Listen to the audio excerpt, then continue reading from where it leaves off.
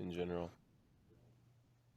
In general, it's cool and helpful in that it's like the chapters before where I feel like I can look back on myself and parts of the path and like see how I resonate with it. I feel like it makes things make sense like contextually. Yeah. Okay, so just to revamp, rehash, we're doing chapter 2, Jewel Ornament of Liberation by Gampopa. Um, Chapter 2 is on the precious human life. There's some really interesting stuff in this chapter. Um,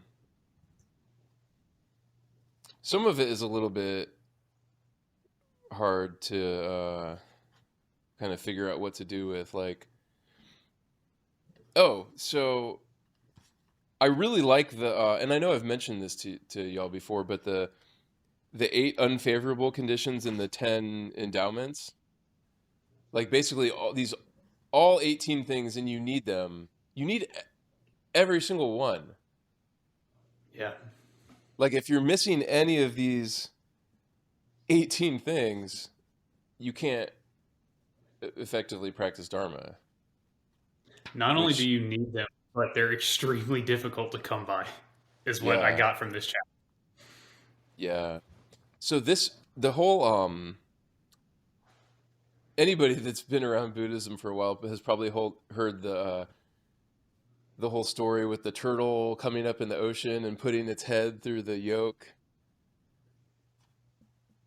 It's kind Dude, of a this is the silly first time. story.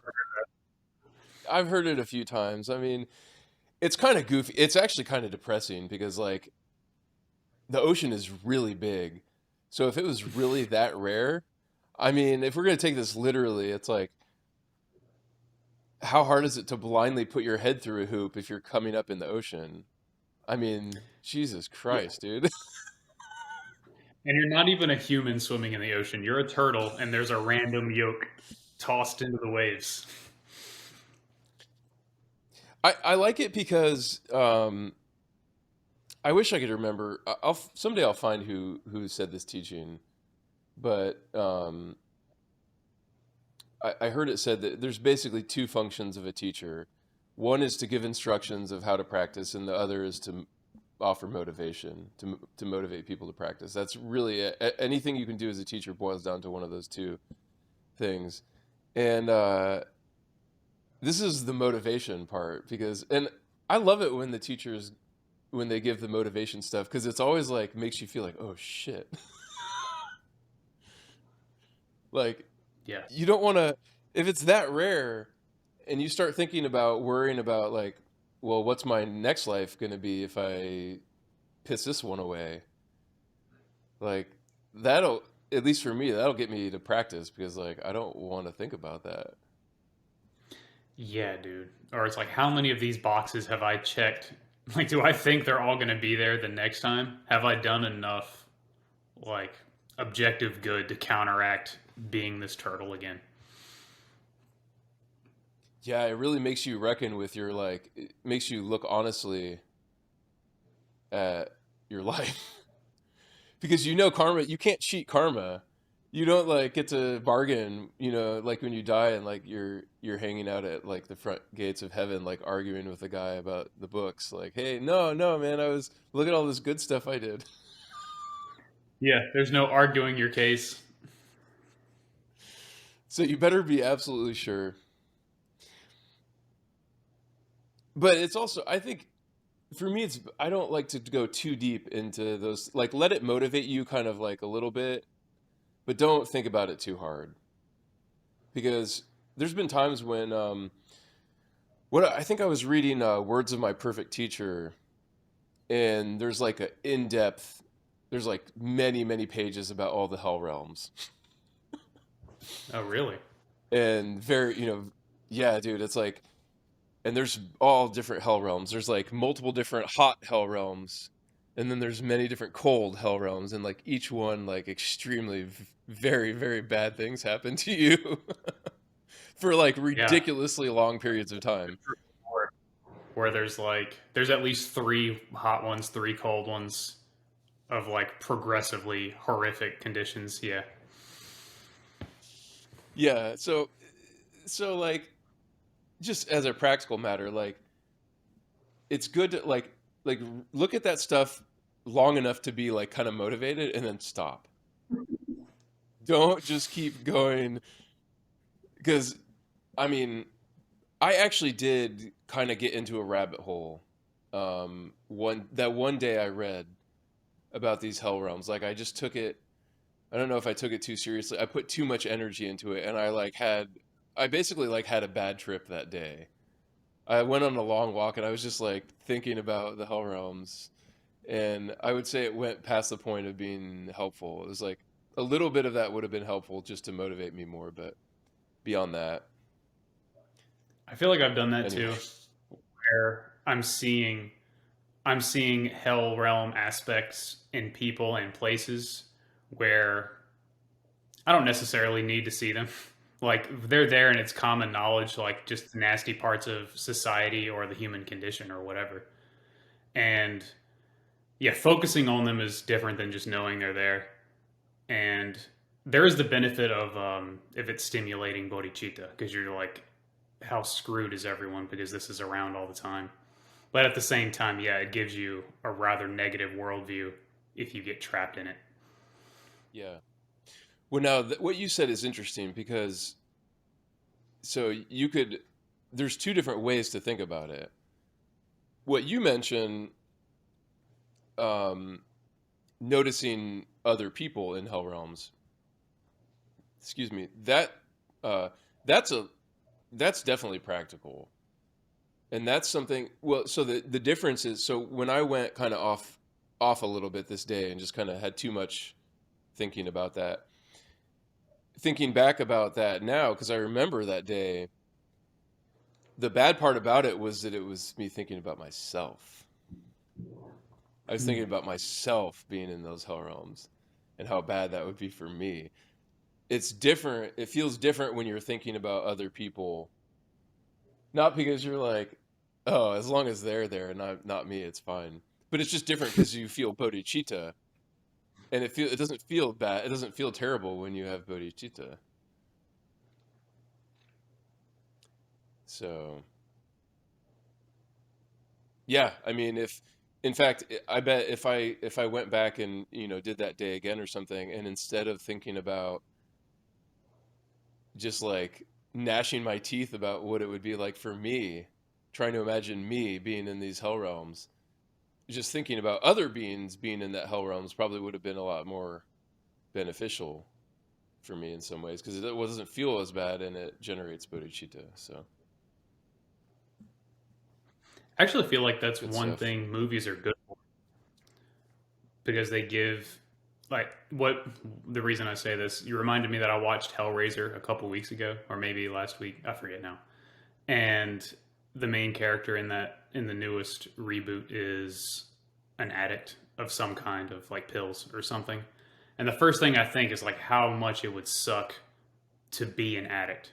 And like I'm glad I don't have that problem because it seems like a nightmare even though they were really chill about how it was portrayed in the movie. Really it was just to move the plot along in the movie. But it was just like little bits. Like imagine not being able to control yourself versus a substance. Yeah, no, it's terrifying. I mean, to be honest, like I have I know a little bit about it. I mean, I'm not addicted to any substances or I don't have any. I would say I have a lot of subtle addictions. Um, and that's uh, one of the reasons I'm drawn to occasionally practice Vajrayogini because I'm like these. It's like that's definitely something I have. It's an affliction. It's like needing to chase after these things, and it's like you're trapped by them. And even for me, it's like very subtle. Sometimes only a little bit subtle, but certainly not like being addicted to heroin. But even then, it's like it's not good. It sucks being attached to these things, and you have no choice. Like they're Yeah. pulling you. They have hooks in you, and it's like making you do things you have no choice about. It's not freedom, basically. Yeah, man. Well, let's talk about Gampopa. I don't know. I don't think we need to go over the the eight and the 10. Just just suffice to say that if you have a human life and the ability to practice Dharma, like if you have, actually, let's talk about a couple of them. There were Um, five that you have to acquire, right? And then there were five that were external. yeah. So there's some that like let's just like try to be a little more specific to our audience. So like anybody who might be watching YouTube, well, we're human, so that's checked off. Um, being born in a central country, there's sort of all these like requirements that basically just allow you to even be near enough to contact Dharma. Like one is that a Buddha came to this world and gave teachings. Well, obviously we have that.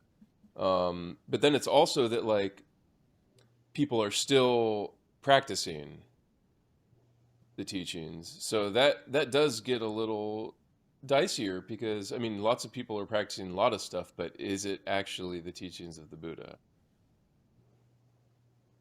You can see, I mean, you can see how like the more of these things that these requirements that have to be met, the dicier it gets, just the rarer that situation.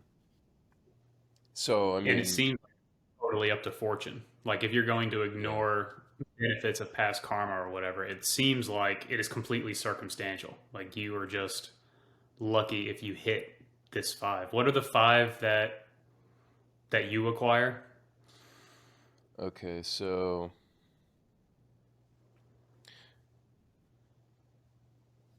oh, okay, yeah. So the five that to achieve personally are being human, being born in a central country, having all the senses.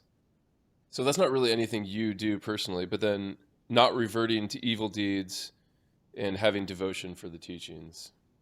Well, those are great. We can talk about those. Because he does seem to say, yeah, not committing any heinous crimes in this lifetime. Well, the reason I wanted to So, bring up or I wanted you to mention those other three is because it has bearing on your likelihood of encountering it again in the future, right? They're like at least two realms are completely not able to do anything about this. So like hell realms yes. are out, animal realms are out, and then like if you are what we would call a disabled human, you're in trouble. You may not be Yep. completely hopeless, but it's bad. Yeah. I mean, it says that they use the word mute here. So, I mean, basically, if you like have difficulties in communicating, then you can't. I mean, yeah, it makes sense. And it also says like if you're stupid, you can't understand the teachings. So, I mean, fair enough. Yeah. Yeah, I mean, they're that not. was the animal. They're like overwhelmed with stupidity is the animal realm. Yeah. Yeah. I was actually looking at this. I was looking at this chapter last night, and hanging out with my buddy Noah, and my dog Perkins was here, and we were talking about that, and all of a sudden Perkins like busts out barking at nothing, like in the middle of the room, like right after we said animals. It's like just caused a ruckus for no reason. And we were like, "Yep, animals overcome by stupidity." Oh, poor guy. He's not here to hear me say that. So yeah, yeah. I mean, so I don't even think the to me the hardest condition after all those other ones have been met, and I think probably um, the most common one that people are going to run into who may be listening to this is holding wrong views. And Which leads to misdeeds, I guess. Yeah, we could say that, right? Wrong view leads to misdeeds or poor it, karma. I think, well, it certainly can lead to misdeeds, but it also, and so we were talking about this earlier today, just the number of pitfalls on this path. And I know for sure that people do not like the mainstream idea of Dharma. People do not understand how many pitfalls there are, and like all these. It's so easy to go off the path and get stuck in these things that seems like you're still on the path, but you're not. I mean, they're everywhere. In fact, go ahead. I want to come back to this. I want to get through Gampopa first, though, because I Okay. feel like we could lose our way.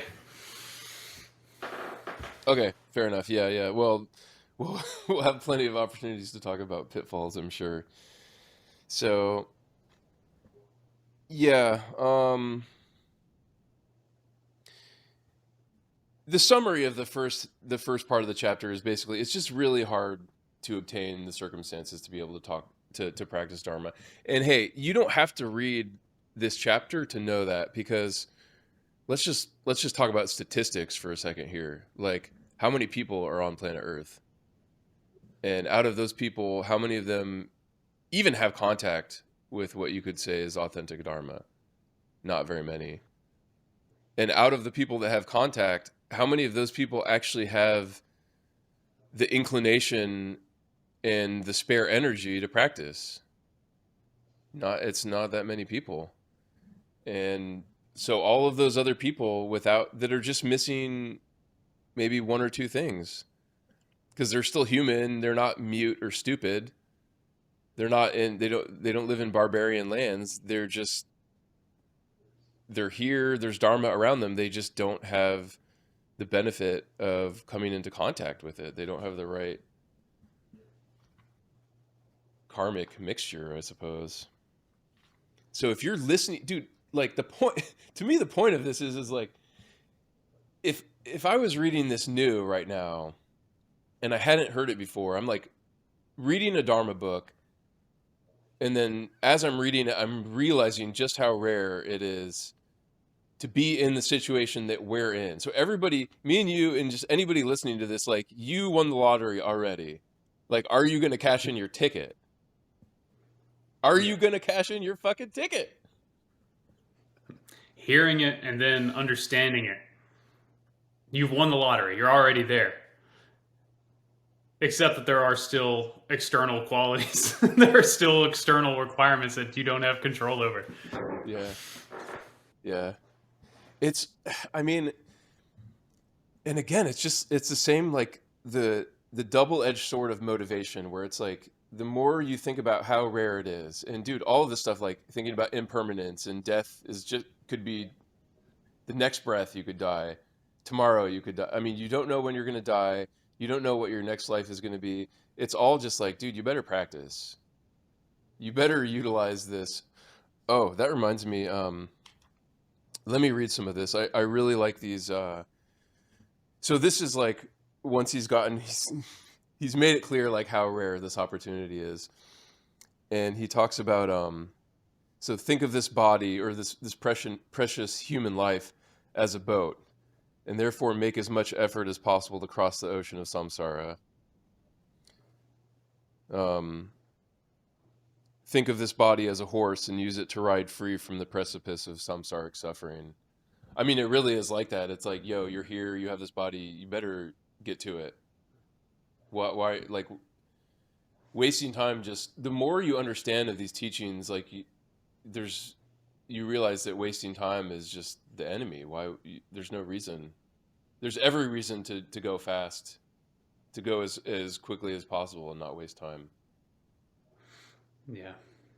I feel like this whole chapter is just like an impermanence teaching or emphasis, because it's like you're hearing it now and you're alive at this moment. So it's inspiring you to take advantage, because impermanence.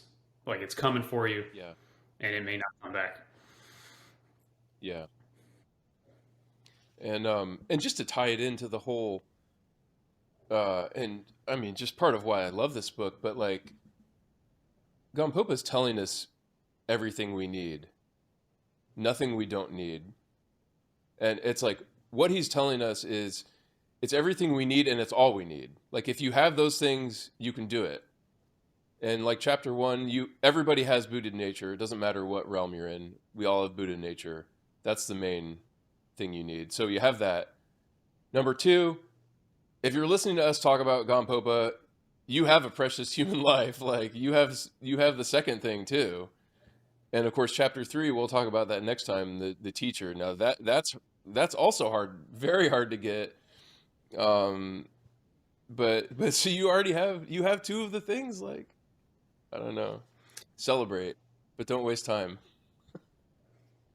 It's an ingenious way to structure the book too, to really inspire prospective students to be like, look, you nailed this one and you nailed this one already. So just keep listening for the moment. Yeah. Well, dude, I mean, but that's how Dharma is. It's like I just love it because it's like so. I don't know. It's so comprehensive. It's like very simple. I don't even know. It's a. I can't even put my. I can't put words around this quality, but it's like if you have all the right things, it work. Like um, it's infallible. Like if you have the elements, you can't fail. And then the funny thing is like we all do have the elements. Yeah. So there's just like what Well, even if though it we are, motivates you with impermanence and go ahead. I'm saying if you're watching, you have at least five. Yeah.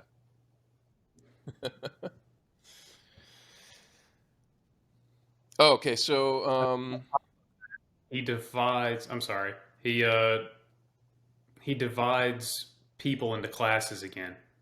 Whereas I yes. feel like we did this a bit in the last chapter, but now it's a little bit different. Oh, yes, yes. Let's talk about that.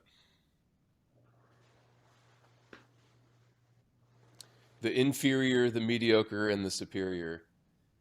Yeah, I feel like this is a bit of a rehash, and we can explain why it's rehashing. So, an inferior person, um, I think I can tie it back to the categories of the families from the previous chapter. So, an inferior person, has the ability to attain a human or god realm without falling into lower realms.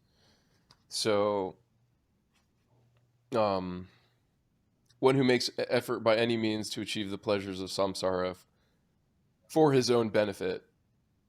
This is called an inferior person. I mean, what's interesting about that is that he's saying that you can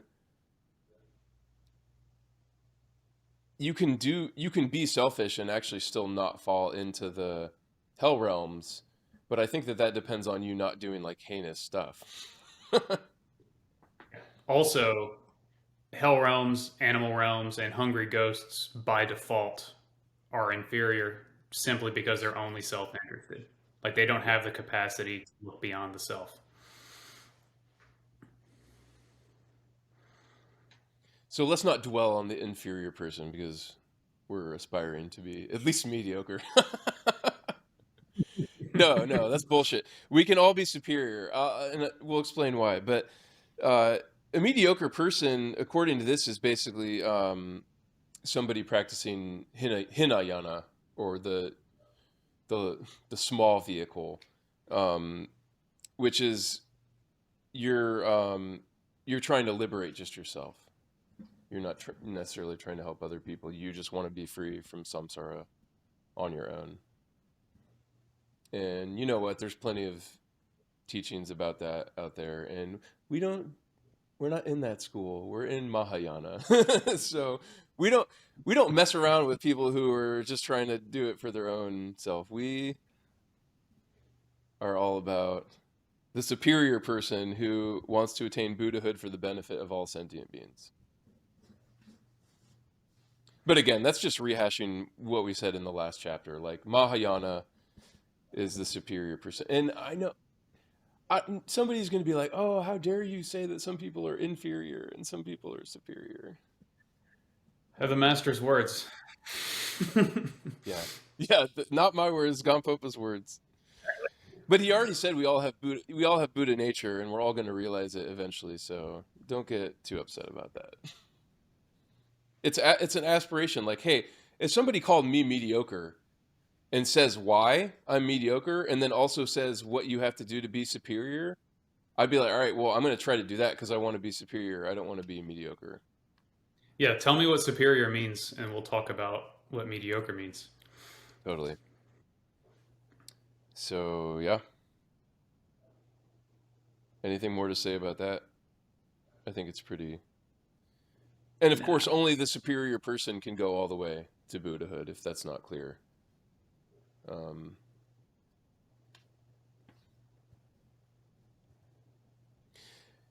so the next categories that he brings up in this kind of the whole rest of the chapter is about faith, which is one of my favorite topics. Um, and this is also just like in context here. I think it's so I think it's so telling that just where faith is in this book, the place it's given. It's basically like, okay, you have Buddha nature. Everyone's got that. Check. You're here in a body with, most of your stuff works and you are exposed to Dharma and like thinking about it. Check. The only other thing you need as far as this goes is faith. Like that's the last piece. It's like you have a body and you need faith. What are we having Of course. faith in exactly? Yeah, well that's the that's where it gets interesting. But I mean just in 2 pages, I think he just knocks us out of the park. I mean, not that I am fit to judge Gampopa, but I think he did a great job with this. All right, let's talk about faith. So, first of all, there's ah in Buddha Shakyamuni says, "Fuse your mind with faith." I love that. I love anything that talks in that way, like fuse your mind. I'm not sure if I've heard that specific phrase before, but I just love that. You know, what does that mean, Yeah, Trevor? You know what it means. Tell like us what yo, it means. it's just yoga. It's yoke your mind, or what is the verb for union? I don't know. But what is your mind? What is my mind?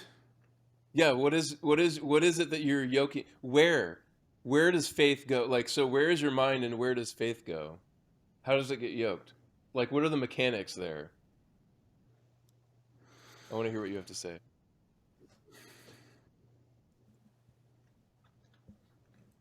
Faith to me is trusting that somebody before me already knows, or that the path map has already been laid out, and that whatever is being relayed to me is true in some way that I don't understand yet.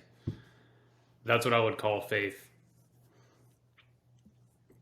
And of course, it doesn't come from mind, it doesn't come from intellectual mind, because intellectual mind can always supply contradiction or duality or something. Faith has to be a heart centered enterprise, something that's not fickle. Nice. Yeah, totally. I was thinking about this last night, and I do want to get to what Gampopa says about it, but I was just thinking about my own because uh, maybe it sounds arrogant for me to say this, but I feel like I have a lot of faith personally. It just feels to me like nothing nothing could shake nothing that I can imagine happening could shake my faith in Dharma specifically. And I was thinking about kind of why that is. And he does talk about like what does it mean? Like basically one of the ways you can tell you have faith is like basically people could do really bad shit to you and threaten you and you still wouldn't leave. Like nothing's going to make you give up Dharma. Not like I don't know, even coming across a teacher who an evil guru who tricks you and like that wouldn't cause you to lose faith, or having a bunch of bad stuff happen to you, like getting sick and bad things happening in the world around you after you start practicing Dharma, like none of that stuff will throw you off and make you lose faith in the Dharma. That's part of faith. But I was thinking about, for me personally, like why do I have faith? Because I'm like, I was not a religious person before Dharma. I'm not like, oh yes, faith in God. Like none of that bullshit. That's not what we're talking about. Really, if I could say like one of the biggest sources of faith for me was just becoming more and more sure about the nature of samsara and how samsara, Yeah. like that is what I'm very confident in samsara being a bunch of bullshit. Like I know that whatever it is to be found in this life is not going to be found in samsara. So it's faith in Dharma goes hand in hand with renunciation of worldly pursuits of samsara. It's like you just know, like, no matter how shitty it can be going down the path of Dharma, and it can be pretty fucking hard, it doesn't matter because there's no option. Like going back to samsara and looking for what you think you want there is just simply just not an option. I'm still of the opinion that cultivating faith without much insight is very difficult. In that, Yeah. if I hadn't had any part of the view established for me, faith would have been impossible. That's just kind of the sort of person I am, Yep. in that it's always like I'm a very like calculated type, so it's pretty much always mind first unless I'm lucid. Yeah. I don't think I had much faith at all in the beginning, except that like Baba's words rang true in conversations with other people, and then having my own awakening experience. Thanks to him, by the way, the him putting out the 2PF and then him making it available for everyone. It's like these things lined up with what one's expectation of somebody aligned with the view would be. Totally. Yeah, yeah, for sure. I was going to say this, and you brought it up already, but I mentioned kind of like one side of the coin of faith is like renunciation and samsara, and then the other kind that is probably is stronger, if you could say that, is actually having realizations yourself. Obviously, like the more you have, the more faith you have in Dharma, because it works. So it's like you can't Yeah, argue with your experience. exactly. As soon as you see for yourself like how cause and effect works, and that causation can be and is samsaric when you aren't practicing, for sure. But if you're not Hmm. lucid in the moment, you see negative causation. And that has so much to do with it. Then it's so easy to have faith when you see the same pattern everywhere and you see that it's delusion based. So this is an interesting.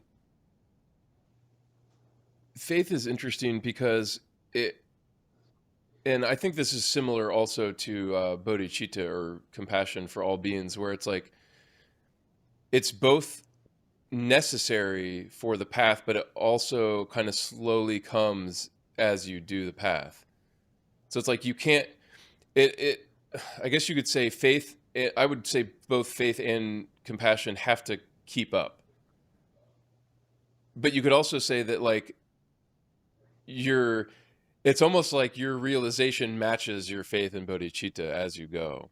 So you can't like get farther than your faith will let you get, I think.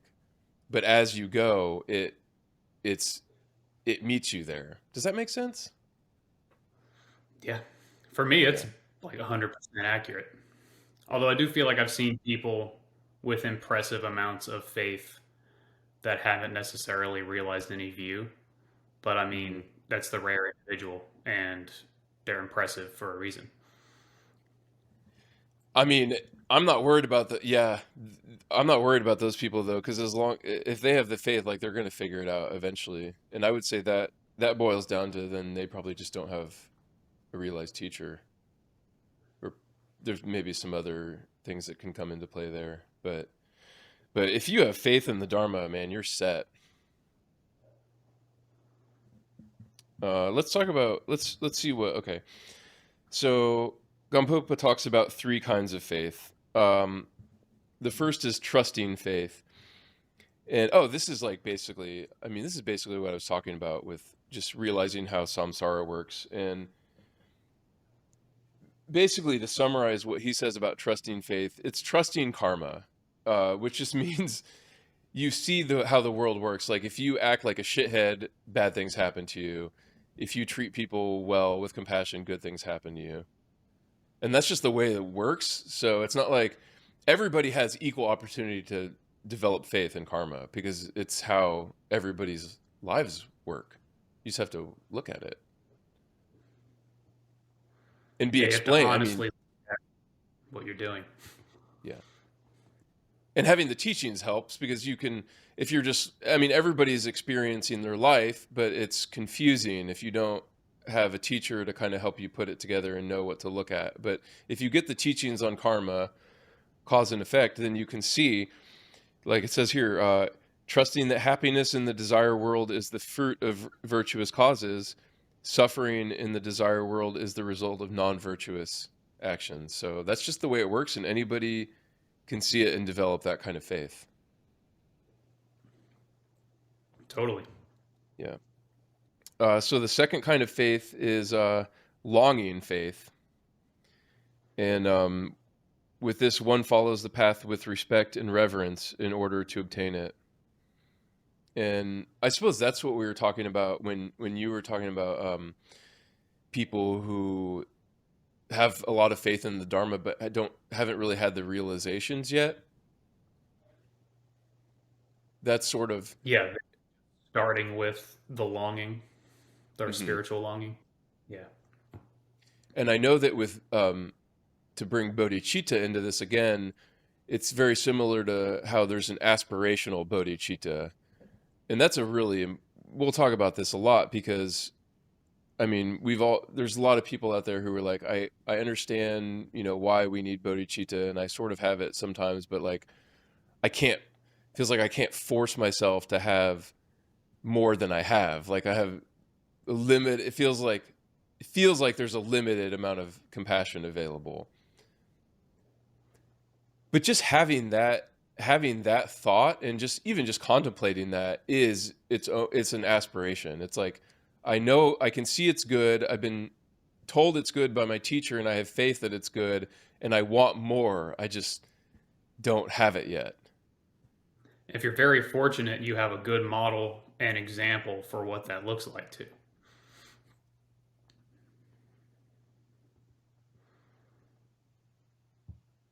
Yeah, Would you say very that counts fortunate. as fake it as you make it, as we've talked about before? 100%, man. Dude, fake it as you make it is like one of the most important principles of Dharma, for sure. Yeah, dude. We could also call It's that generation stage, but we could save that for another day. yeah, no, that's a whole topic, yeah. And one of the words that's kind of been bubbling around in my head recently is yearning. And it's kind of the same as like the state of prayer. I mean, dude, this is a whole fundamental aspect of Dharma that we'll cover a lot, but like that the desire, the sense of lack, the sense of something that needs to be filled, the longing, the aspiration, the yearning, it's all the same. Fake it till you make Yeah. it. We have no choice. It's it's really fascinating how that works, because it's like the mind, just to like go on a little bit of a ramble. It's like the mind like clears a space for this thing that it knows it wants and should have, and then like it just fills it. The light comes in, Dude, right? that's And that's yeah. yeah, So like laying or like building an infrastructure for the thing when it's actually there. You're like practicing making the mind like prepared to be compassionate to the level that you know you need to be, but don't feel it.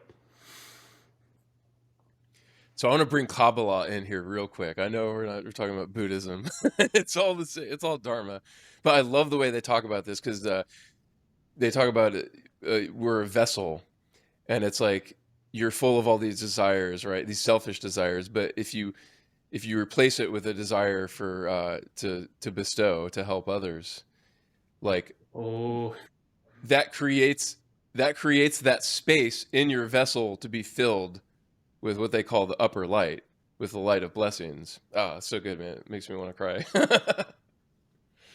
Yeah. we could put that into Buddhist terms in that you learn to empty your mind of delusion or fragmentation, or however you want to label it at the time. You have to make, you have to realize the emptiness such that compassion can fill that space.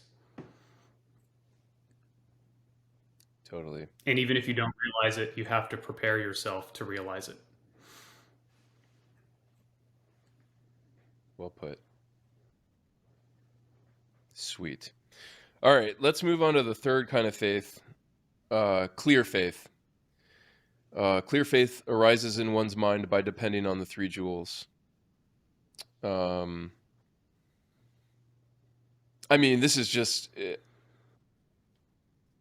clear faith is what gets you to the end of the path, really. I mean, if you're truly relying on the three jewels, I mean, God, I mean, Baba has I don't know if he explicitly said this exactly, but I mean,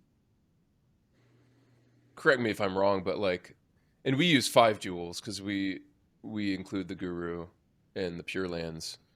But I mean, that's basically all you need. If you have faith in the five jewels, you basically you just need to wait for the process to finish. You're right. Like that's, I don't know. I think that's That about, was really tough for me because I feel like it's still, you can have faith in those things, but at some point you run into the obstacle of, so we're talking about Buddha, Dharma, Sangha, right?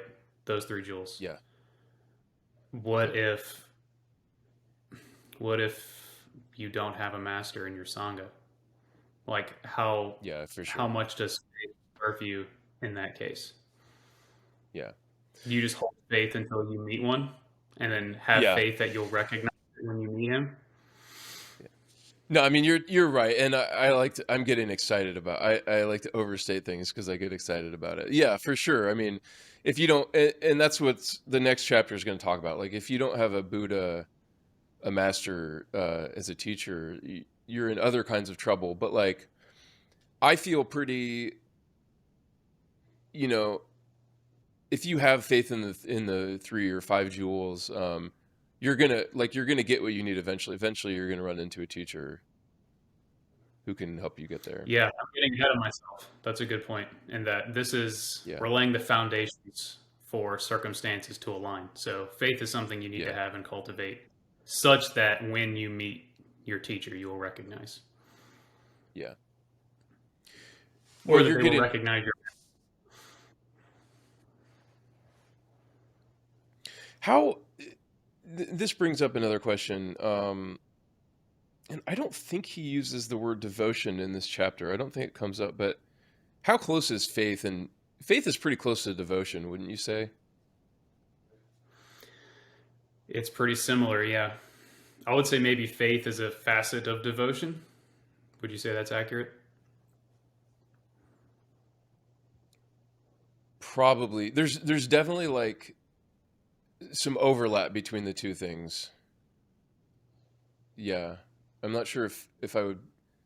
I'm not sure how I would say it, but they're definitely close. Um, It is difficult to say. I suppose if you have a lot of devotion, you may even make the claim that you don't need faith because you're devoted. But I could see how many yeah, people would say they are one and the same in that they yeah, function the same way in heart. I feel like I would distinguish though, because yeah, I do feel like a yeah. lot of the time it was just devotion and I wouldn't put a particular label on it. It's just like, no, this has to happen because it has to happen. That's fair. Yeah, yeah. I don't think they're exactly the same thing, but they sort of play similar roles, and there's definitely some overlap. Let's see. What else does Gampopa say? This is what I highlighted. Oh, yeah. He talks about like he lists some like terrible things that like could be done to you and you wouldn't lose faith. And if you do that, if you have that faith, that's the supreme vessel for gaining the definite goodness. Definite goodness being Buddhahood. Um, here's a good quote from. I want to read this text. I actually hadn't heard of this until Gampopa mentioned it. But there's a writing called the Bodhisattva Basket, Oh yeah. which is amazing. But this is the what's said about it in here. Thus, when bodhisattvas have faith, all the exalted Buddhas will see them as proper vessels, appear to them, and show them the perfect path of the bodhisattvas. So that's why I think, and that probably is partly why I said that if you have faith, you're set. Because like, if you have that level of faith, like you will draw blessings from Buddhas, even if they're not physical. Like you will get blessings from non-physical masters if you have that level of faith, and that's exactly what it says here. And I like how they say proper vessels, because we were just talking about that concept of like clearing the self-based desires so that there's a space for the enlightened inclinations. And as soon as the space is cleared, which means you have faith and you're a proper vessel, the Buddhas will fill it.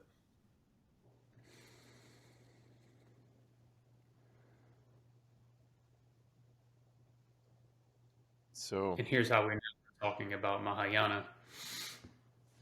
It's because we have non-physical masters coming to visit you if you're a proper vessel. yeah. Well, that's going to be an interesting topic for another day. Not that I have any. I have a little bit of experience with that. So, all right. Well, I think that's the end of the chapter. What do you think? Anything Well, it's else we great. can? Yeah, it's very clear. I mean, there's. I did want to talk about the God realms a little bit because I thought it was interesting, and especially Yeah. because the way the Western mind and our society views gods, just the way we look at the word and what they mean to us, and it can be all sorts of different things, but Buddhists describe it in a very clear way, and also says they're kind of doomed as far as Dharma goes. Like gods or Mhm. those stuck in what they call a God realm, they're in a state of concentration on happiness. Like they're in a jhanic state for way longer than a human life. And because that holds their attention, they can't hear the Dharma, which to us means they're in an unfortunate state and is completely counterintuitive to what a normal person thinks when they hear somebody living in a God realm. They're like, oh, well, that's Mhm. absolutely better than our realm, right? And we're like, no, they're just there because they're living off of karma accumulated, grasping after happiness. Yep.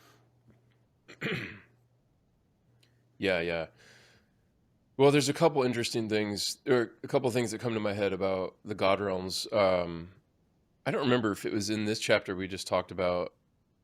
It was somewhere though, where he says basically, the benefit of the human realm is that we get a small amount of suffering, but enough suffering to motivate us to practice, but not be overwhelmed by it. And first of all, I just have to laugh at like the human realms. It's just a small amount of suffering.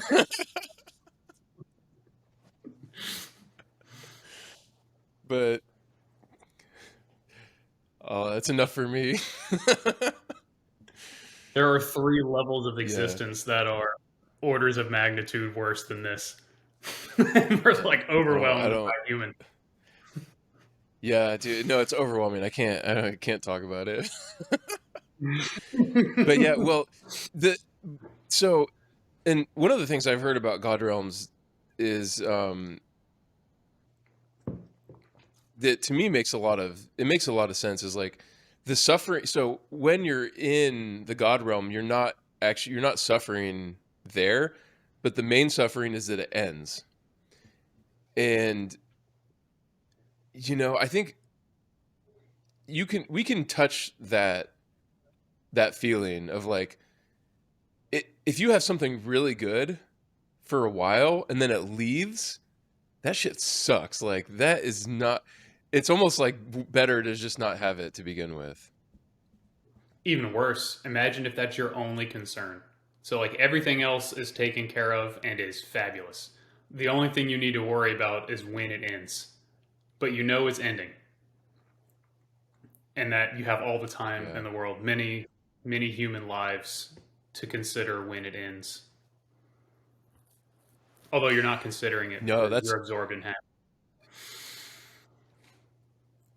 yeah, no, that's super interesting, and that kind of explains if you look sort of at mythology and sort of like gods, right? Like they're I'm just thinking about the grasping of all the god. Like they're gods, but they're not okay. No, you never hear about they're just like chilling.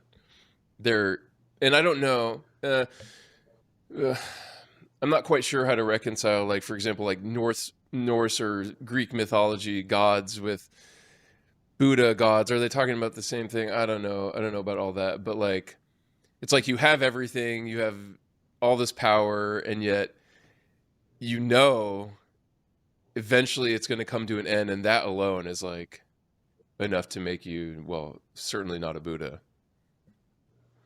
Yeah. I guess in the scope of this book, we're considering beings living in another realm, but you could Yeah, easily project that mind state into the human realm and think of godly examples like our like super rich in the United States, where of course their lives would be ruined if they lost everything they've built and are totally invested in it. And it's very possible that their only concern is how they lose it and when that's happening. Everything else is yeah, taken care of, and there's no time for compassion for others because you're constantly maintaining your empire. yeah, yeah. I think like, well, on one level, all of the realms have to be understood as sort of an archetype on one level. Yeah. So like you can see the god realm archetype in this world with actual human beings, physical human beings, like you just mentioned.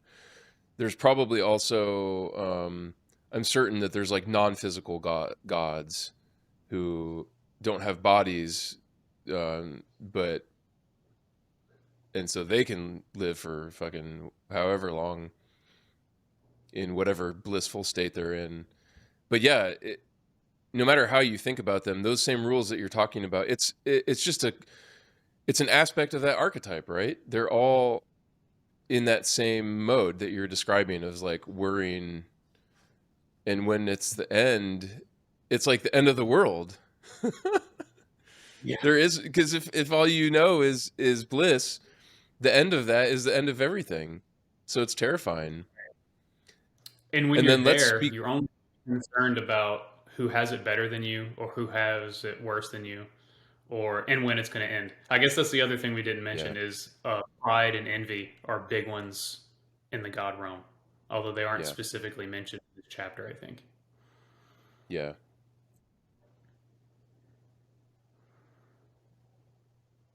yeah. The god realms, and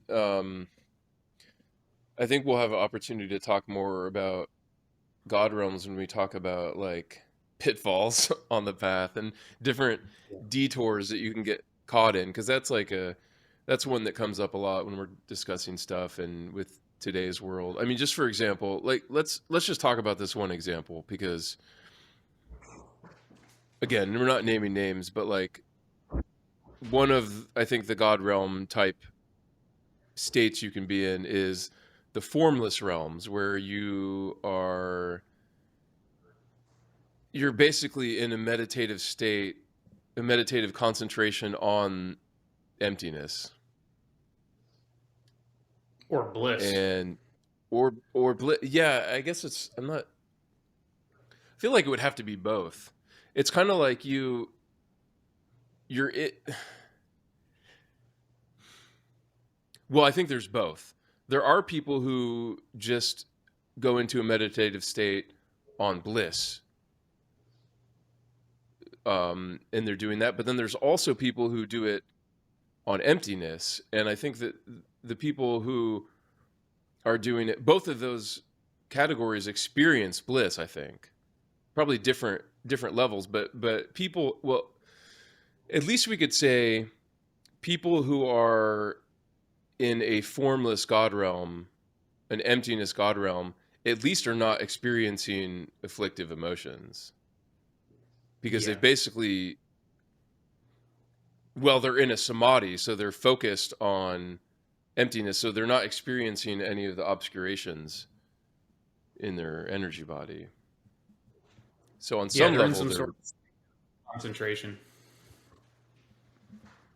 but it has to be, they perceive it as desirable somehow. I don't know if they would describe it as bliss, because when people talk about this, a lot of I think a lot of times, I can't say a lot because it's not like I know lots of people like this or something, but I've seen it. You can kind of see it, and these people tend to think that they're enlightened. Probably is a common. Does that sound right to you? I think people it's kind of like this non-duality thing, like, oh yes, nothing exists, and I'm in this, I don't exist, there's nothing, and I'm just permanently in this realization. And that sort of person ends up in the God realm, is what you're saying? I mean, I would say that already is a God realm. They're in it. Yeah, they're Yeah. living. I would agree with that for sure. Yeah. Especially if Yeah. they're I don't know. running like their little cult or whatever. They're living it out. Yep. Yep. But I mean, it definitely has a characteristic, and this is just a characteristic of any samadhi, where you don't see what's outside of the samadhi. Samadhi is like just tunnel vision, basically. You can't see outside of the narrow scope. And if your narrow scope is just this absolute emptiness view, which on some level may be true conceptually, but you're not enlightened. But I think people tend to think that they are when they're in that state, when they're in that samadhi. Just like Especially if it's arhats. blissful. Blame them. Yeah, yeah, for sure. I mean, I don't recall being in that state. I've never been in that state in this life. Maybe I was in some past life, but I can't really comment on what it's like being there. I certainly don't know shit about being in prolonged bliss states. Yeah, never prolonged. I can say like I've been in jhanas before for sure, but I mean they didn't satisfy, of course. No. Yeah, I've been in jhanas for like an hour. And it's great. It's great when I get knocked out of it. It's like, ah, shit. But I haven't done Yeah, that that's in a the while. problem. Yep. So if anyone's out there thinking that they can just attain the jhanas and then just chill there.